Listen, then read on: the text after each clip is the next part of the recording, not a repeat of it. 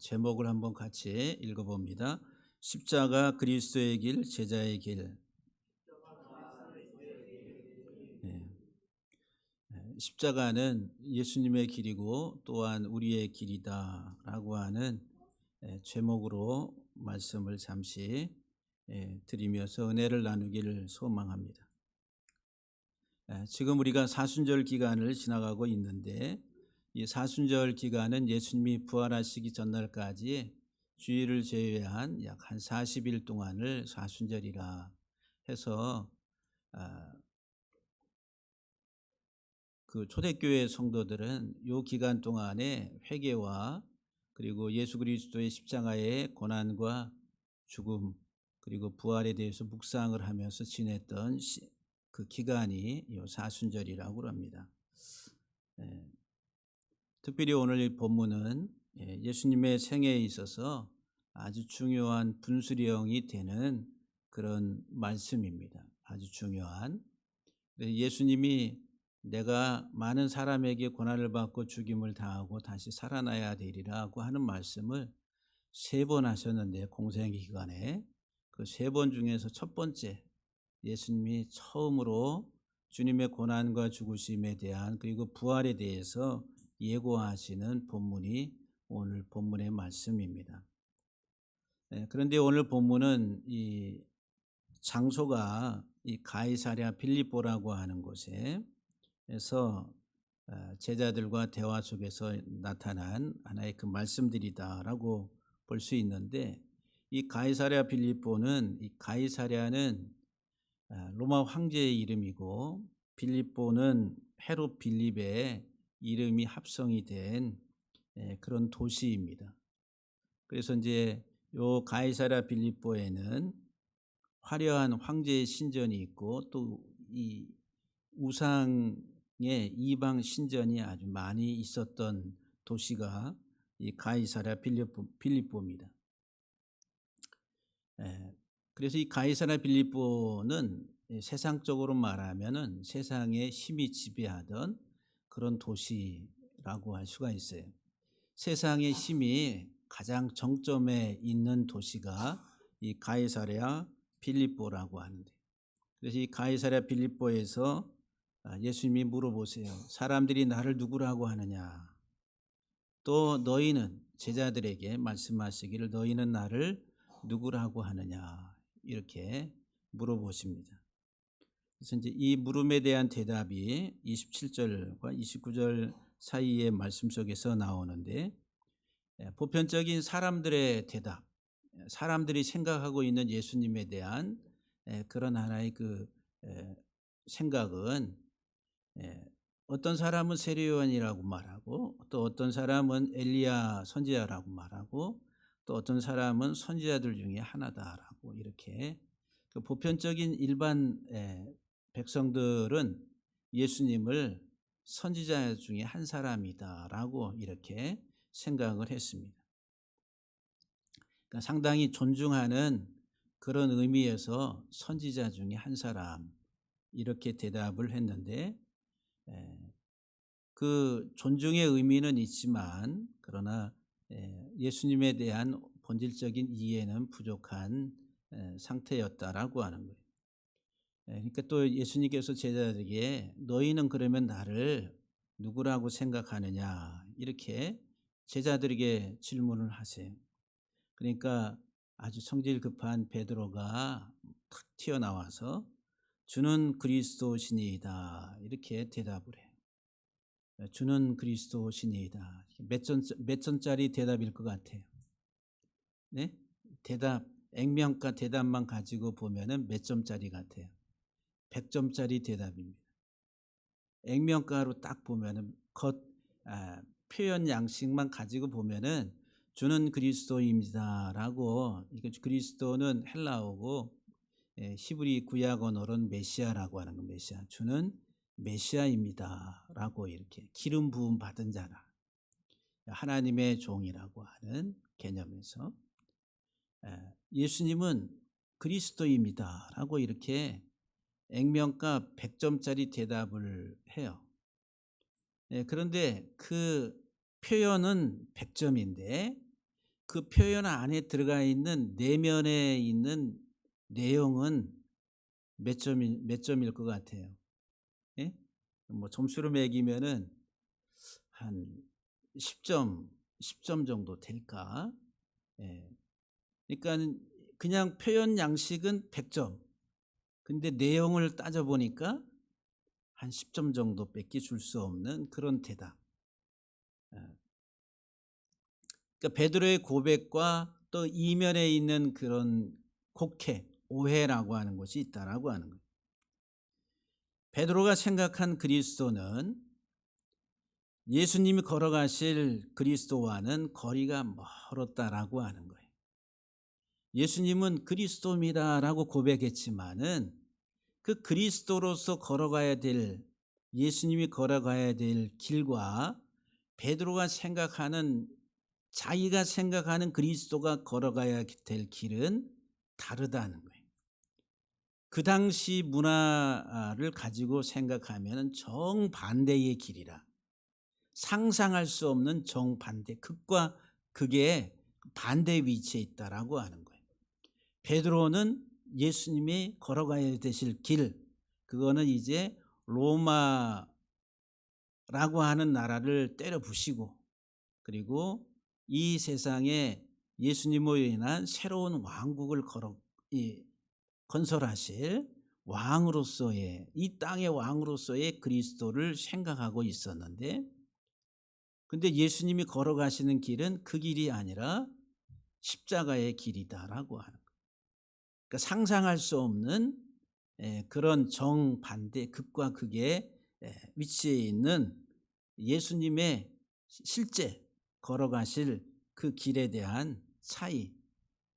그러니까 이 베드로는 예수 그리스도에게 가까이 간 것 같지만은 아주 멀리 떨어져 있는 그런 상태였다라고 합니다. 오늘 우리가 예수 믿을 때도, 교회 나올 때도, 하나님께 기도할 때도 우리들은 이 베드로와 같은 생각을 가지고 하나님의 전에 올 때가 많이 있습니다.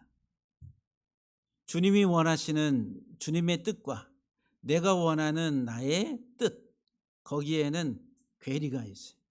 상당한 거리감이 있다는 거예요. 그런데 이 거리감이 있다는 것을 알면은 쉽게 돌이킬 텐데 성도들이 잘 모른다는 거예요.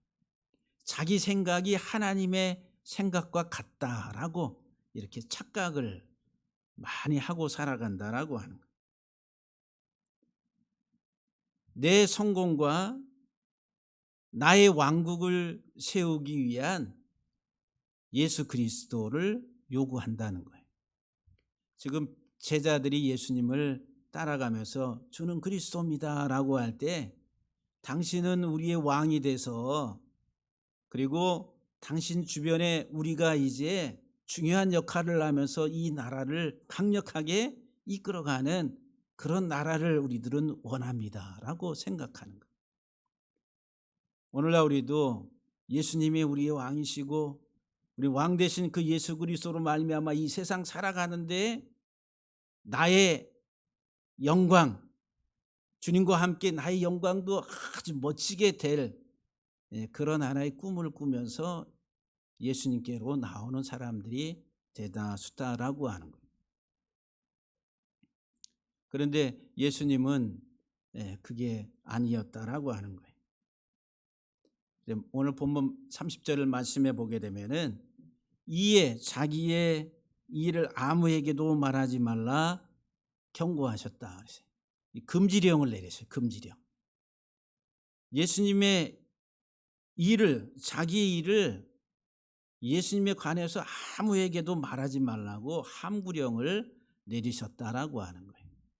아니, 주는 그리스도시요라고 고백은 참 잘했는데, 그런데 말하지 말라. 이 경고하다, 이 말이 귀신을 쫓아낼 때에 예수님이 하셨던 단어입니다. 더러운 귀신아 나가라고, 떠나가라고 명령할 때, 꾸짖을 때에 사용하셨던 단어예요. 그러니까 베드로와 제자들에게 지금 그런 강력한 언어로 말씀하고 있다는 거예요. 너희들이 생각하는 그리스도라고 하는 그 말은 입 밖에도 꺼내지 말라고 하는 금지령. 나의 영광과 세상적인 나의 욕망을 채우기 위한 그리스도, 이렇게 생각하고 있다라고 한다면은 그 그리스도라고 하는 이름을 입 밖에도 꺼내지 말라고. 그 입 다물라. 그 입 다물라 그러니까 옛날에 드라마에서 중요한 대사로 누가 썼어요? 네? 여인천하라고 하는 드라마가 있었어요. 여인천하. 중종의 계비였던 문정 왕후가 아들이 이제 왕이 됐는데 8년 동안을 섭정을 해요. 그러니까 여인천하, 막강한 권력을 가지고 그 왕궁에는 그 궁녀들과 많이 있고 그다음에 신하들 많이 있는데 막강한 하나의 힘을 가지고 통치하던 그 여인천하 주인공이 누구였어요? 잘 몰라. 강씨였어요. 강수연이라고 하는 배우가. 그 입 다물라. 지금 예수님께서 베드로가 주는 그리스도시여 그랬는데 네가 말하는 나에 대한 그 그리스도라고 하는 그 고백은, 그 말은 입 밖에도 꺼내지 말라. 베드로가 가장 위대한 고백을 한 것 같은데 주님은 그 베드로의 고백을 딱 막아버렸다라고 하는 거예요. 오늘 우리들이 하나님의 이름을 부르고 찬양하고 노래하는 데에 우리들은 하나님을 도구로 사용하려고 하는 그런 마음이 우리 속에 많다라고 하는 거예요. 그래서 하나님 내가 원하는 것만 다 들어주시는 그런 하나님으로, 그런 하나의 그 메시아 그리스도로 생각하고서 이름을 부른다라고 하는. 하나님은 전능자이십니다. 하나님 우리의 구원자이십니다. 그 말의 그 형식은 100점인데 그 내용을 깊이 들여다보니까 이 제자들처럼 예수님을 따라가는 그 목적이 뭐예요? 이 세상에서의 자기들의 자리, 영광이라고 하는 그것이 목적이었다. 진정한 목적은 그게 목적이었다라고 하는 거예요. 그래서 예수님이 너희 입을 다물라고. 너희가 생각한 나에 관한 그 일들에 대해서는 절대 입 밖에 꺼내지 말라고. 잘못 전달하는 그리스도의 정체성에 대해서 잘못 전달하는 것에 대해서 아주 강력하게 금하는 그런 말씀이었다라고 하는 거예요. 이렇게 강력하게 예수님이 경고하시면서 책망하신 그 이유가 예수님을 올바르게 알고 있지 못했기 때문에 많은 거기에 곡해, 오해, 그 제자들의 생각 속에 그런 것들이 자리 잡고 있었다라고 하는 거예요. 그래서 여러분들에게 계속 말씀을 드리면서 강조하는 게 믿음은 말씀을 통해서 형성이 되는데 어떤 말씀을 어떻게 이해하고 그 안에 뿌리 내리느냐라고 하는 것이 그 사람의 영원한 생명을 좌우한다. 그래서 여러분들이 말씀을 잘 들어야 된다. 그 말씀이 나의 힘이다. 말씀이 생명이다. 이 성경 말씀이 무엇인가에 대해서 바른 이해, 이것이 무엇보다도 중요하다라고 하는 거예요. 제자들은 당시 이 그리스도를 로마 군대를 물리칠 정치적인 왕으로, 군사적인 장군으로, 강력한 힘을 가진 하나의 그 왕권을 가진 메시아로, 그리스도로 생각했다는 거예요. 그래서 만약에 예수님이 정말 잘했다 칭찬해 주면서 가서 전하라고 했으면은 세상에 그리스도에 대한 복음이, 오류의 복음이 세상에 가득 찼겠죠. 그런데 예수님은 그것을 금하신다. 예수님이 금하시면서 예수님이 진짜 메시아는 어떤 존재인가에 대해서 31절에서 말씀을 줘요. 너희가 생각했던 그 메시아가 아니라 너희가 생각했던 그리스도, 그것은 입 다물고 이제 내가 말하는 그리스도가 누구냐. 그 그리스도의 본질, 그리스도의 정체성에 대해서 31절에서 우리에게 말씀을 주는 거예요. 31절 말씀에 보니까 인자가 많은 고난을 받고 장로들과 대제사장들과 서기관들에게 버림받아 죽임을 당하고 사흘 만에 살아나야 할 것을 비로소 그들에게 가르치셨다. 이 직역을 하면은 그리고 이제 그들에게 가르치기 시작하셨다. 먼저 앞에 서두에 문두에 가르치기 시작했다라고 하는 거예요. 제자들을 가르치기 시작했다는 거예요. 뭐로? 자신이 메시아인데, 그리스도인데 그분은 어떤 길을 걸어가느냐. 많은 고난을 받고 그리고 버림을 당해서 죽임을 당하고 그리고 사흘 만에 다시 살아나야 될 것을 이제 비로소 가르치기 시작했다라고 하는. 당시 사람들이 예수님에 대해서 메시아가 오시면은 이 나라가 이제 국권을 회복하고 세상에서 가장 강력한 왕권을 가진 이 땅을, 세상을 지배하는 그런 왕국이 건설될 것이다 라고 생각했는데 예수님은 전혀 상상할 수 없는 그런 메시지로 제자들에게 말씀을 주세요. 많은 고난을 받고 그리고 죽임을 당하고 그리고 다시 살아나야 될 것을 말씀하세요. 도저히 이해가 안 되는 말씀이에요.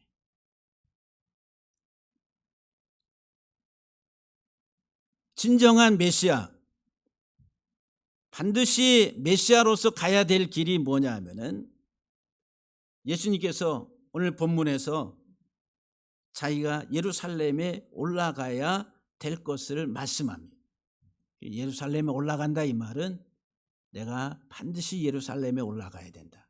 왜? 죽임을 당해야 되기 때문에. 스스로 결정해서 능동적으로 올라가는. 그래서 많은 고난을 반드시 또한 많은 고난을 받아야 된다. 장로들과 제사장들과 서기관들에게 반드시 버림받아야 된다. 반드시 버림당한다.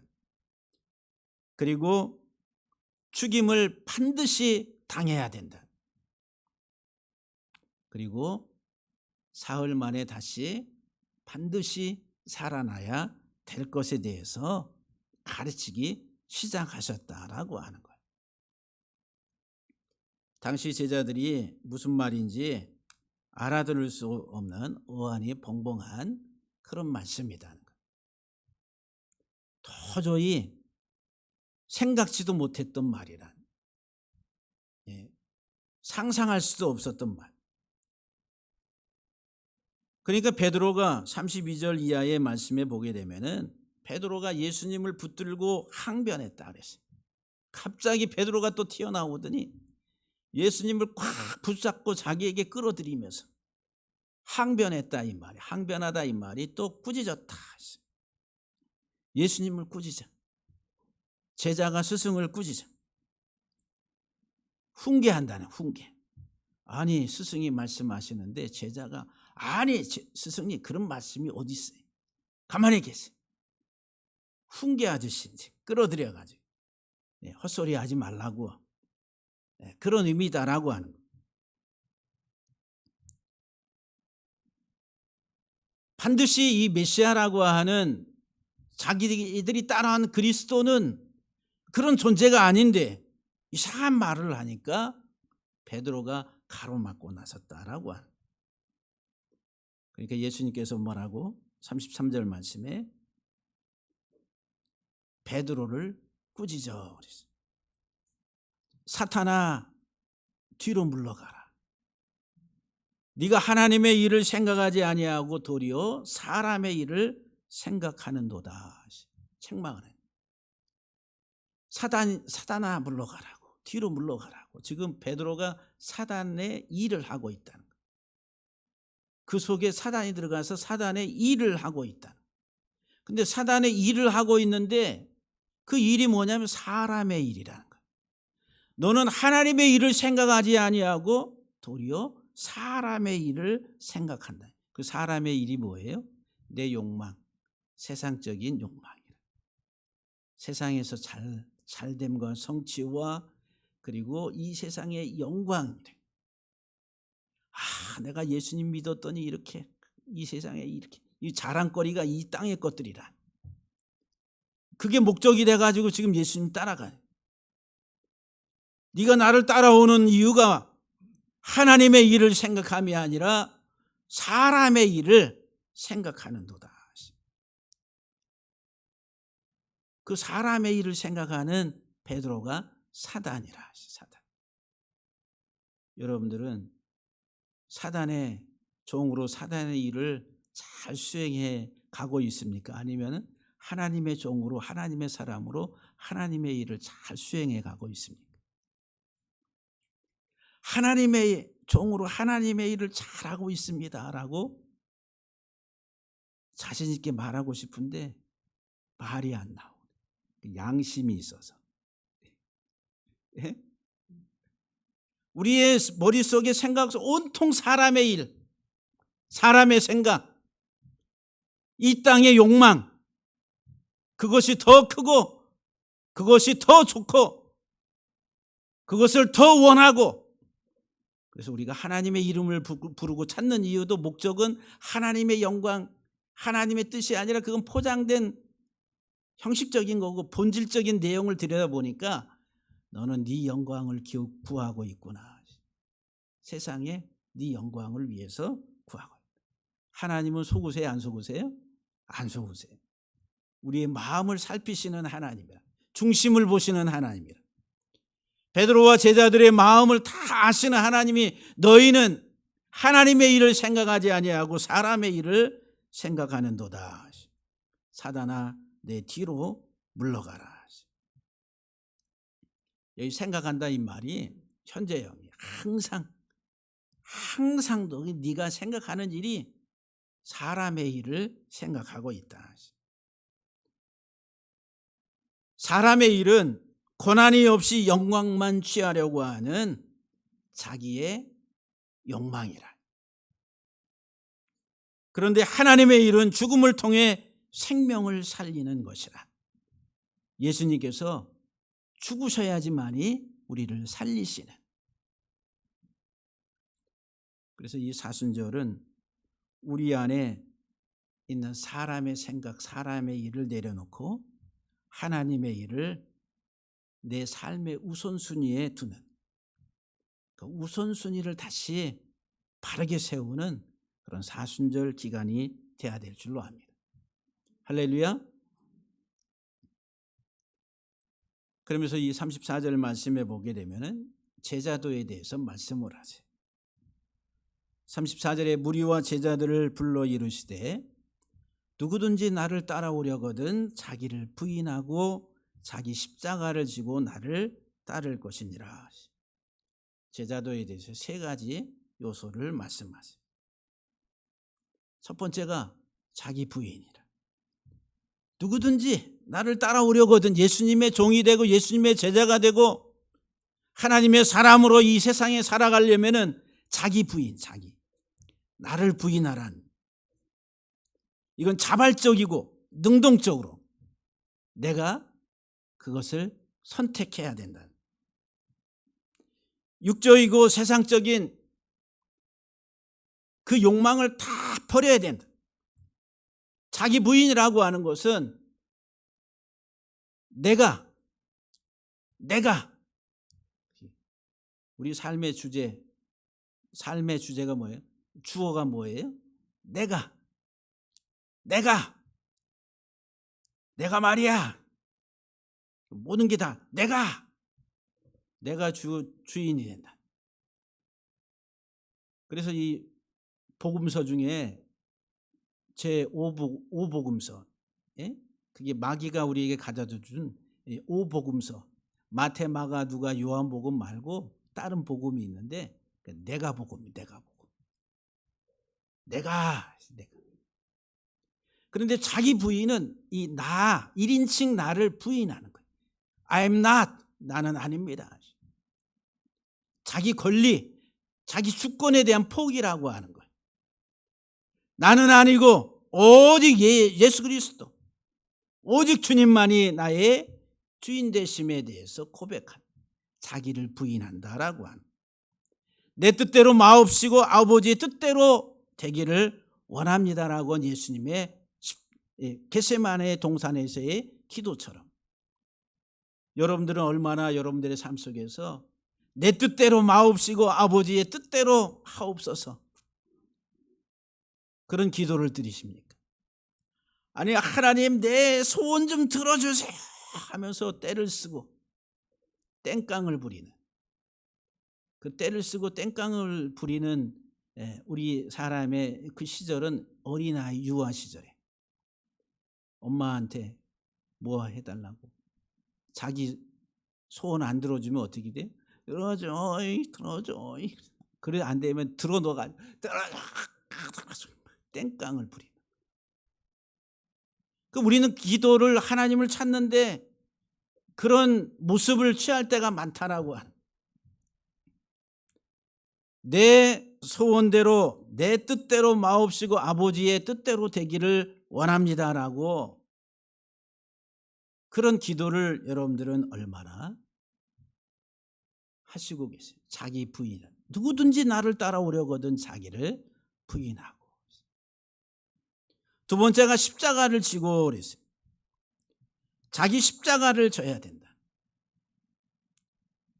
그 십자가를 진다 이 말은 이제 자기 부인의 증거에 나를 부인했다라고 하는, 나를 십자가에 탁 못 박았다.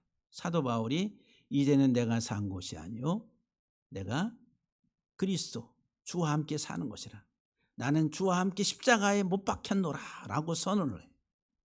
죽었다라고. 그러면서 또 바울은 뭐라고, 나는 날마다 죽노라 그랬어요. 매일매일 내 육적인 이 세상적인 욕망이 또 살아나고 또 꿈틀대고 그때마다 다시 십자가에 나는 날마다 죽노라. 자기 십자가를 지는 거. 당시 십자가는 치욕과 사형의 형틀이었습니다. 반역자들, 그거 아주 극악한 처형 방법이 십자가형이었어요. 십자가에 못 박아 매달고서 피 한 방울 물 한 방울 다 쏟을 때까지, 탈진이 될 때까지 그냥 매달아 두는 거예요. 어떤 사람은 며칠 동안을 매달려서 그리고 다 발가벗겨 가지고 수치와 멸시와 조롱을 받게 하는 형틀이 십자가입니다. 주님이 그 길을 가셨다라고 하는 거예요. 내가 받아야 될 수치와 내가 받아야 될 형벌을 주님이 대신 지셨다라고 하는 거예요. 그 주님이 대신 지셨다라고 하는 그 말씀 속에는 내가 주와 함께 죽었다라고 하는 고백이 내포되어 있는 거예요. 이제 내가 사는 것은 내 안에 그리스도께서 사심이라. 내가 아니라 주님이 사신다는, 자기 십자가를 지고 따라가. 누구든지 나를 따라오려거든 자기 십자가를 지고 그리고 나를 따를 것이니라. 우리가 주님을 따라가는 것은 나는 아니요 오직 주님만이 나의 주인 되심을 고백하면서 따라가는 것이라. 주님보다 앞서가는 것도 아니고 주의 뒤를 따라가는 제자들의 모습을 이야기하고 있다라고 하는 거예요. 사순절 기간 동안에 특별히 주님이 이 세상에 오셔서 걸어가신 그 십자가의 길, 그것은 우리의 이제 따라가야 될 길이다라고 하는 거예요. 십자가의 고난이 없이 영광이 없다라고 하는 거예요. 우리가 주 안에서 살아가는 우리의 모든 삶에 있어서도 반드시 주와 함께 고난을 받고 또 주와 함께 영광에 이르게 됩니다. 그래서 오늘 본문 말씀 35절 이하 38절 말씀을 우리가 보게 되면은 결론적으로 누구든지 자기 목숨을 구원하고자 하면 잃을 것이요 누구든지 나와 복음을 위하여 자기 목숨을 잃으면 구원하리라. 만일 사람이 온 천하를 얻고도 자기 목숨을 잃으면 무엇이 유익하리요? 사람이 무엇을 주고 자기 목숨과 바꾸겠느냐? 내 생명의 가치가 얼마나 귀하냐? 이 세상의 물질로 이 세상의 어떠한 것으로도 바꿀 수 없는 내 생명의 가치. 근데 그 생명은 오직 예수 그리스도의 보혈 안에서만 우리가 새롭게 하나님이 주신 생명을 얻게 된다라고 하는 거예요. 그런데 우리가 그 예수 그리스도 십자가의 은혜를 깨닫지는 못하면은 이 세상에서 아무리 좋은 것을 가지고 누리고 부귀영화를 누리고 살았다 한들 그것은 아무것도 아니다라고 하는 거예요. 사랑하는 성도 여러분들, 사순절 기간에 특별히 주님께서 제자들의 생각에 오해, 잘못된 그런 하나의 그 오해의 그 생각들을 바로잡아 주신, 오늘 저와 여러분들의 신앙의 우리의 생각 속에도 우리가 너무 육적이고 세상적이고 내 욕망을 채우려고 했었던 그런 태도, 그런 생각들, 그런 믿음의 색깔들, 이런 것들을 바로잡으신 정말 예수 그리스도 안에서 우리들은 나를 부인하고 십자가를 지고 마지막까지 주님을 따라가는, 십자가가 예수 그리스도의 길이고 또한 우리의 길이 되기를 주의 이름으로 간절히 축복합니다. 다시 기도하시겠습니다.